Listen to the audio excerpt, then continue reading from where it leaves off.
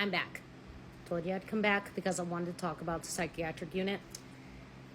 And I decided I need to sit down because a couple weeks ago, I slipped on some ice and slammed my back into the steps. So my back has been hurting. Well, anyways, hopefully people are watching the videos in order. Whatever. I don't care what you do. But if you're lost, you're lost. So let's talk about the psychiatric unit. My first experience. Okay?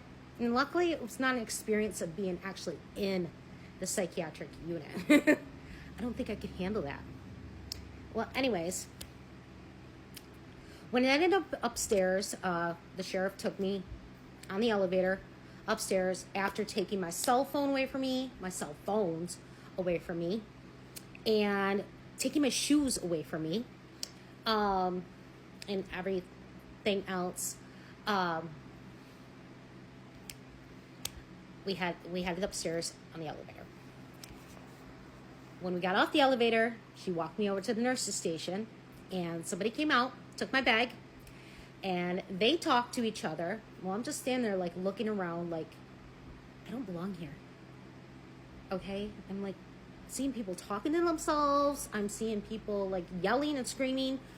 People cussing. I see people sleeping.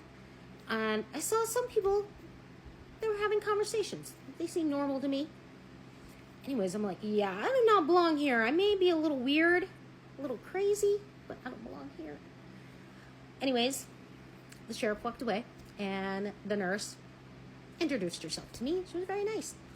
And, she explained to me what needs to be done. And she told me that, I have to talk to 3 different people, and they'll decide if I am able to go home or do I have to stay. And I explained to them, I gotta go home. My daughter's being induced the next day, and I want to be there for her. It's not my intention to be in a psych unit. I don't know what I said in ER, but that put me upstairs. Plus, it didn't help that in the ER, I ended up having to take Xanax. They give me Xanax, people. You all know I did 3 years recovering off of that crap. But it was a low dose. It was low dose. And it didn't do anything to me. Thank God. Thank God for that one. Anyways, back to the psychiatric unit.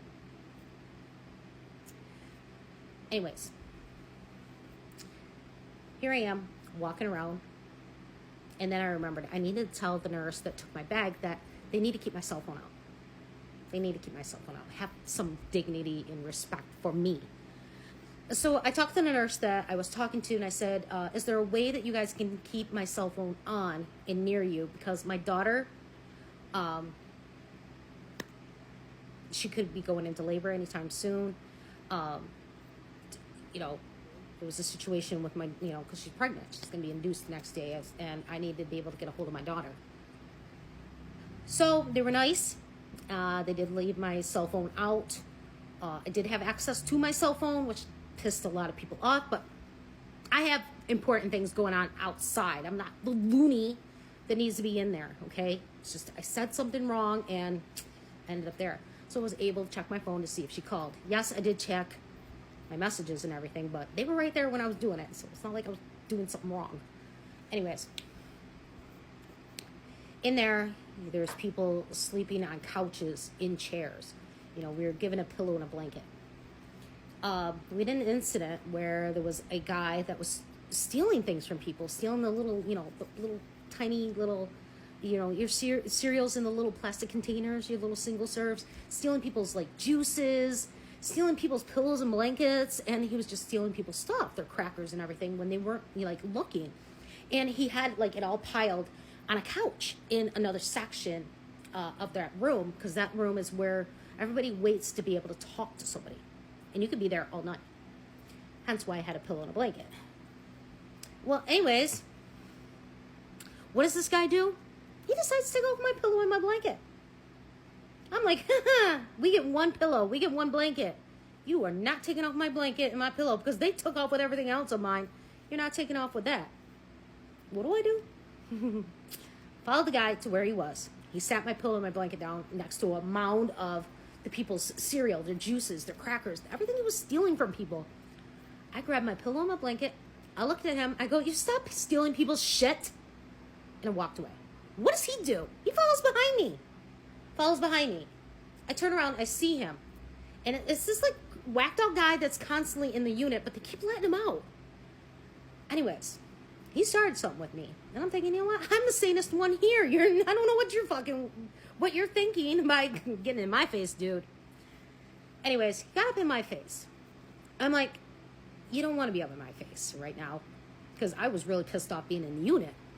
And he started off on me. And he was being very rude and telling me I had no right to be taking anything of his. And I'm thinking, yours? You're stealing people's stuff. Nothing over there is yours. And he looked like he was going to hit me. And I'm like, do it. I'm thinking, do it. Hit me. Because will hit you and you're going to hit the floor. And he just went off on me. And I told him, you need to stop stealing people's shit. We only get certain things here.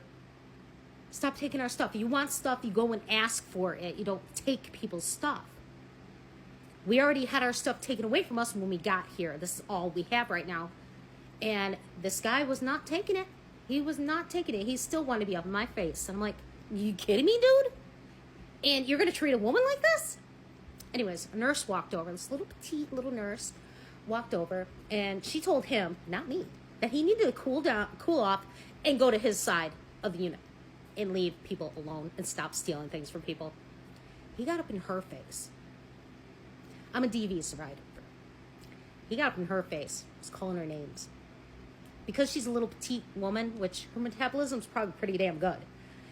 He told her that she needed to go eat a hamburger, put some weight on her skinny ASS. Ooh, that set me off. Okay, I had to take all my strength not to swing on this man. Because he's an older man, probably senior citizen. I don't know. I'd probably get arrested for hitting him. I don't know. I'd probably get out easily, but I stepped in and I looked at him and I said, you do not talk to her that way. I go, you can talk to me that way, but you're not going to talk to her that way. I go, have some respect. He didn't like it. Didn't like it one bit. He turned and walked away. The nurse turns to me and she goes, thank you. I go, nobody else was going to step in and say anything about this guy. Everybody's letting him do this. Just steal everybody's stuff. Nobody is taking a chance of telling this dude off. Okay? I said, I need to step forward because I am a DV survivor. I do not like the way that he was talking to you. I don't like the way any man talks like that to any female. And it's vice versa. I don't like a female talking to a man like that. I do argue with my husband. I do admit that. I can be a bitch to my husband. And, you know, I'm going to be, you know, learning how to control that in therapy. But did I ever get violent with my husband? No. We're married. We're still married, aren't we? So that was my situation at the psych unit. I did find some people to talk to that were decent. One of the guys there, tattoos on his face, was wearing a hoodie. He looked just like Post Malone. I'm like, holy shit, I'm in here with Post Malone. He looked just like freaking Post Malone. And here's the kicker. Post Malone is actually from around where I live. So that was kind of weird that there was a guy that looks like Post Malone. He was a lot younger than Post Malone, but he looked just like Post Malone. I'm like, and that was the first thing I told people when I finally got out of the psych unit, because I was in there in the morning and I didn't get released until late at night. So I was in the unit for quite some time, and that was an experience. And that's not an experience I ever want to experience ever again. So please, everybody, help keep me out of a psych unit. And, you know, I don't want to be in another one. No, it was just an experience I don't want. Seriously, this is why I'm in therapy, so I don't end up in one. But yeah, that was my experience in a psych unit. Never again. Never again. That's all I gotta say. Never again. So, right, so I'm gonna talk some more about what's been going on in another video. Like I told you guys, this is gonna be long.